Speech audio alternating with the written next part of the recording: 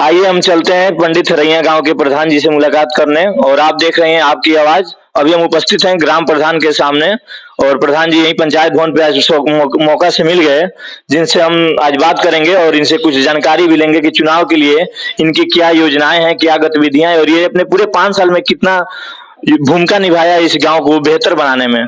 अक्सर प्रधान जी लोग चुनाव के समय बहुत सारे वादे करते हैं और 5 साल पूरा होते होते उनका वादा धारा का धारा रह जाता है। तो आइए हम प्रधान जी के सामने आते हैं। प्रधान जी नमस्कार।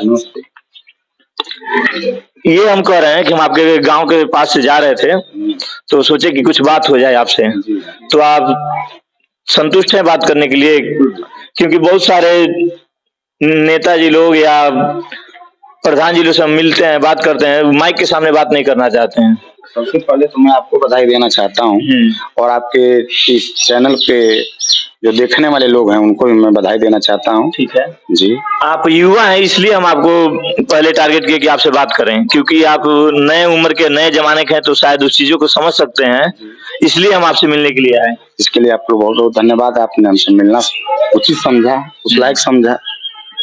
ठीक है, कुछ हमारी क्वेश्चन है जो एक जनप्रतिनिधि होने के कारण आपसे हम पूछ सकते हैं, तो उसके लिए सहमति है आप? बिल्कुल सहमत है।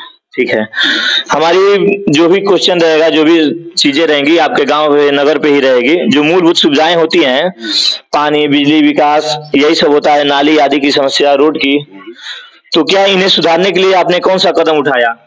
देखिए 2021 में पंचायत चुनाव हुए और मैं चुनाव जब जीता तो मेरा सबसे पहला कार्य नाली का ही कार्य हुआ था। जो लगभग 50 साल से 10-12 परिवार अनुसूचित जनजाति के लोग थे, पिछड़े समाज के, राजभर जाति के लोग थे, कुछ ऐसे लोग उस नाली को रोके हुए थे और विवाद करते थे, लेकिन हमने प्रशासन का सहारा लेकर के उन लोगों की नाली निकलवाने का काम। अच्छा, अक्सर ये देखा जाता है कि जब ग्राम विकास में कोई आदमी बढ़ चढ़ के हिस्सा लेता है तो उसमें अवरोध भी उत्पन्न होता है। बिल्कुल उत्पन्न होता है, समस्याएं। देखिए अच्छे और बुरे लोग हर जगह हैं। बहुत सारे मैंने तो अनुभव किया है कि इस गांव में, चाहे हर गांव में बहुत सारे ऐसे लोग हैं चाहते हैं तो सड़क बन जाए, लेकिन मुझे अपनी जमीन न देनी पड़े, सड़क बन जाए, हमारी नाली निकल जाए, लेकिन हमारे दरवाजे से किसी अन्य की नाली न निकले। ऐसी समस्याओं को हमने बड़ा क्या कहते हैं, नहीं ऐसी समस्याएं हमारे सामने बहुत आई हैं और उसको मैंने बहुत झेला है, विवाद भी हुए हैं। और इस कार्यकाल में मेरे ऊपर 7 मुकदमे भी।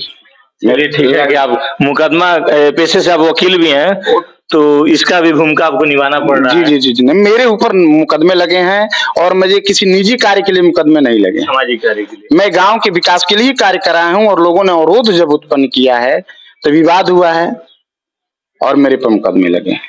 अच्छा, आपके गांव में जो प्राइमरी स्कूल है या जो भी प्राइमरी स्कूल ही है आपके गांव में? यहाँ कंपोजिट विद्यालय है। क्या है? कंपोजिट विद्यालय है, 1 से लेकर 8वीं तक की पढ़ाई वहाँ होती है।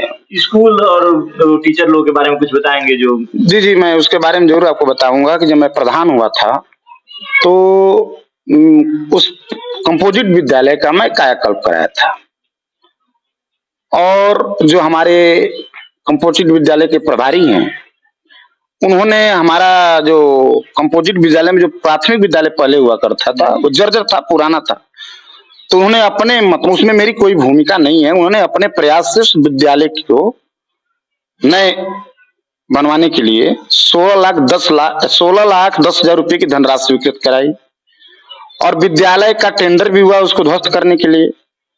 पिछले नवंबर 2024 में उस विद्यालय को ध्वस्त भी कर दिया गया है। जहाँ हमारे यहाँ बूथ का संचालन भी होता है, चाहे पंचायत चुनाव हो, चाहे विधानसभा का चुनाव हो, चाहे लोकसभा का चुनाव हो, लेकिन 1 साल होने जा रहे हैं, अभी तक वो धनराशि अवमुक्त नहीं हुई कि वो विद्यालय का निर्माण हो सके। आप इधर से जब जाएंगे तो विद्यालय आप देख सकते हैं, प्राथमिक विद्यालय के बच्चे भी जूनियर हाई स्कूल के जो कक्षाएं बनी उसमें पढ़ रहे हैं। बहुत दिक्कत हो रही है इस बरसात में। इसके लिए मैंने व्यक्तिगत तौर पे शिकायत की। तो इसमें सचिव का कोई योगदान नहीं, उसमें सचिव का नहीं, उसमें न मेरा योगदान है, उसमें प्रभारी जी जो हैं प्रधानाध्यापक जी कंपोजिट विद्यालय के, उन्होंने अपने प्रयास से उस विद्यालय में नया भवन स्वीकृत कराया विद्यालय के लिए, पंचायत भवन थी वो क्या कहते हैं प्राथमिक विद्यालय के लिए, और ध्वस्त भी हो गया है।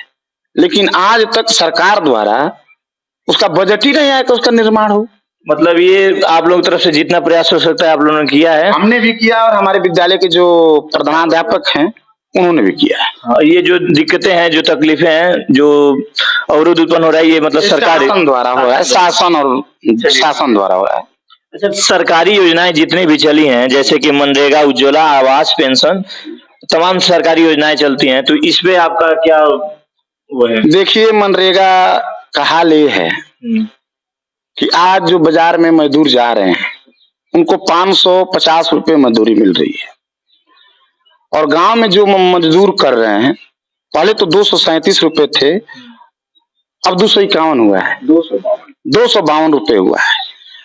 अब बताइए, काम करने तो लोग आते हैं, उचित मूल्य नहीं मिल रहा, लेकिन उनको उचित मूल्य नहीं मिल रहा है, और काम करने के बाद उनको 3-4 महीने के बाद उनके खाते में पैसा शासन द्वारा भेजा जाता है। हमको मनरेगा के मजदूर नहीं मिल रहे हैं काम कराने के लिए। पूरे ब्लॉक में मैं एक प्रधान नहीं हूँ, सारे प्रधानों को। अच्छा, आपका ब्लॉक कौन सा पड़ता है? मेरा ब्लॉक सलेमपुर पड़ता है। सलेमपुर आए दिन अपने मतलब घुसखोरी के लिए जाना जा रहा है इस समय। मैं तो एक एडवोकेट हूँ और ग्राम प्रधान भी हूँ। गांव की समस्याओं को लेकर मुझे थाने में भी जाना पड़ता है, लेकिन कोई ऐसा विभाग नहीं है जिसमें भ्रष्ट लोग न बैठे हों। अच्छा, ये बताइए, किसान और कृषि, किसानों की सबसे बड़ी जो समस्या है उनकी सिंचाई को लेकर रहता है। जी जी, बहुत अच्छा सवाल पूछा आपने। जब मैं प्रधान नहीं हुआ था तो मेरे गांव में सिंचाई के लिए साधन उपलब्ध नहीं थे, और ईश्वर की कृपा से जहां हम बैठे हैं एक ठीक सामने ट्यूबवेल लगा है सिंचाई विभाग का। सिंचाई विभाग से स्वीकृत हुआ, और गांव में सरकारी जमीन में कुछ अवरोध उत्पन्न हुआ तो हमारे ही परिवार के लोगों ने उक्त जमीन उपलब्ध कराई, और सिंचाई का जो ट्यूबवेल है, नलकूप, वो हमारी जमीन में लगा है। इतने सूखे होने के बावजूद भी कम से कम 30 एकड़ जमीन ऐसी है कि उस सिंचाई के साधन नलकूप लगने की वजह से लाभ ले रही है और फसल बहुत अच्छी है। सिंचाई की कोई समस्या नहीं है। यहाँ ट्यूबवेल लगा है उसके अगल बगल। महिलाओं को तो ऐसे कहा जाता है आधी आबादी महिलाओं को, ठीक है, तो महिलाओं के लिए और महिलाओं के सामाजिक विकास के लिए आपकी मतलब ग्राम प्रधान में कुछ ऐसा काम किए हैं जो महिलाओं से रिलेटेड हो? जी जी, मेरे प्रधान बनने के बाद यहाँ कोई स्वयं सहायता समूह संचालित नहीं था, लेकिन हमने दो सहायता समूह हमारे यहाँ संचालित हैं। एक सरबौली में है और एक हमारे यहाँ हमारे ग्राम पंचायत का राजस्व ग्राम सरबौली है। वहाँ आपके ग्राम सभा में कितने गांव आते हैं? हमारे ग्राम सभा में 2 गांव आते हैं। एक हमारा गांव हरैया हो गया, लेकिन इसको लोग पंडित हरैया के नाम से इसकी पहचान है, और मेरे गांव के एक राजस्व ग्राम है जो सरबौली में है। ठीक है, ये बताइए, आप 5 साल अपना पूरा बिता लिए हैं और सकुशल बिताए, इसमें कोई दो राय नहीं है। फिर आगामी चुनाव होने वाला है, तो ग्राम प्रधान का अनुभव और विजन, इन दोनों पे आप बताइए कि प्रधान बनने के बाद आपका सबसे बड़ा काम कौन सा रहा है? देखिए, जहां हम लोग इस टाइम बैठे हैं, अब आपको जानकारी नहीं होगा, अगल बगल लोगों से पूछ लीजिए। एक बार दिखाइए चारों तरफ दिखाइए, जो भी है बहुत अच्छा आपका कार्य काम हुआ है, और बैठने के लिए व्यवस्थाएं भी हुई हैं यहाँ पे, तो इसमें बताइए आप। अभी जहां हम बैठे हैं ये शंकर भगवान जी के नाम से जमीन है, और जब हम प्रधान नहीं बने थे उसकी पुरानी भी फोटो है यहाँ की, और नई भी है, नई आप ले सकते हैं। ठीक है, यहाँ अवैध कब्जा था। मैंने अपने प्रयास से, अपने जो सगे संबंधी हैं उनके प्रयास से, यहाँ पर्यटन विभाग से जो पर्यटन मंत्री हैं ठाकुर राजवीर सिंह, उनके द्वारा हमारे यहाँ ये धर्मशाला स्वीकृत हुआ, और 95 लाख रुपए में ये धर्मशाला का निर्माण हो रहा है। अभी पूर्ण नहीं हुआ है, अभी कार्यरत है। इसकी बाउंड्री वाल बाकी है, सीसीटीवी कैमरे लगने बाकी हैं, स्ट्रीट लाइट और हाई मास्क लाइट भी लगने बाकी हैं, और उधर आप जाएंगे तो उधर 3 शौचालय बने हैं, स्नान घर भी है। एक महिला शौचालय स्नान घर अलग है, पुरुष का शौचालय स्नान घर अलग है, विकलांग शौचालय स्नान घर अलग है।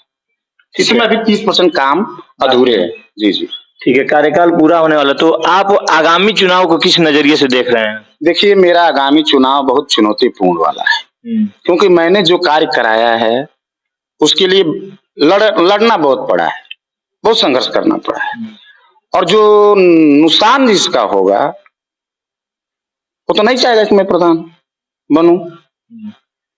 अब आगे मैंने जो काम कराया है, अगर मेरे गांव के लोग संतुष्ट होंगे तो मुझे चुनेंगे। चलिए, एक बार हम गांव के कुछ सदस्य भी यहाँ पे मौजूद हैं जिनसे हम बात करेंगे कि वो कुछ बताना चाहें।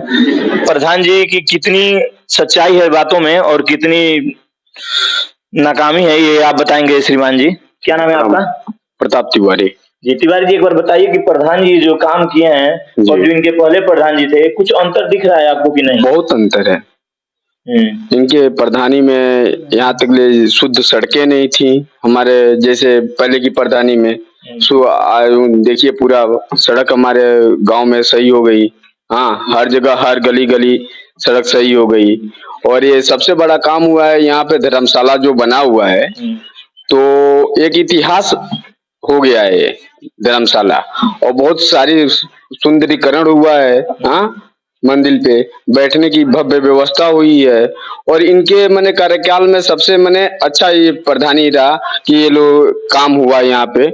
और अन्य जो प्रधान जो बीती वर्ष में थे लोग कुछ काम नहीं कराए।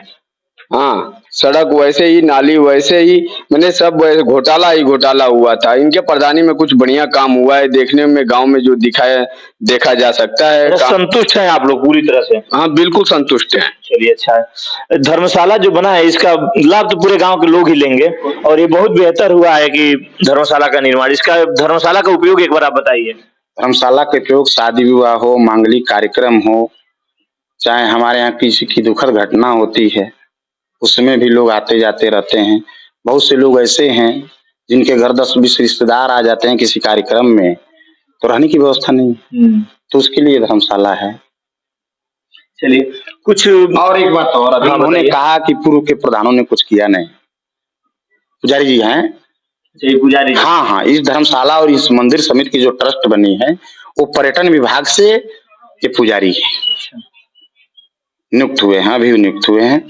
और अगर कोई हमारे और गांव को नहीं बता सकते, कि हम अपने गांव के बारे में बता सकते हैं, तो अगर पूर्व के प्रधानों ने अगर कोई कार्य नहीं किया तो उसमें उन प्रधानों का दोष नहीं था, करने नहीं दिया गया होगा। इस गांव में कुछ ऐसे असामाजिक तत्व हैं जो काम करने ही नहीं देंगे, कितना भी कोई कोशिश करे। हाँ, प्रधान हमारे पहले जो थे 2005 में उन्होंने बहुत कार्य किया, और फिर हमारे पूर्वज थे उन्होंने कुछ विवादित काम निपटारा किया उसका, लेकिन इस गांव में कुछ असामाजिक तत्व ऐसे हैं वो काम करने नहीं देते। मतलब आदमी एक तरफ से चाह रहा है काम करना तो अवरोध उत्पन्न हो ही रहा है। बिल्कुल। अच्छा प्रधान जी, ये बताइए, प्रधान जी के बारे में हम जा रहे हैं बात करने, तो कोई बात नहीं करना चाह रहे हैं, तो इसमें क्या सच्चाई है कि लोग बात करने से कतरा क्यों रहे हैं? अब उनकी क्या सोच है कि वो बात लोग नहीं करना चाहते, अब वही बता पाएंगे। तो प्रधान की अयोग्यता तो नहीं सिद्ध हो रही है इसमें कि बात करने से हेजिटेशन उनके मन में आ रही है? अब इस बारे में हमारा बोलना उचित नहीं रहेगा।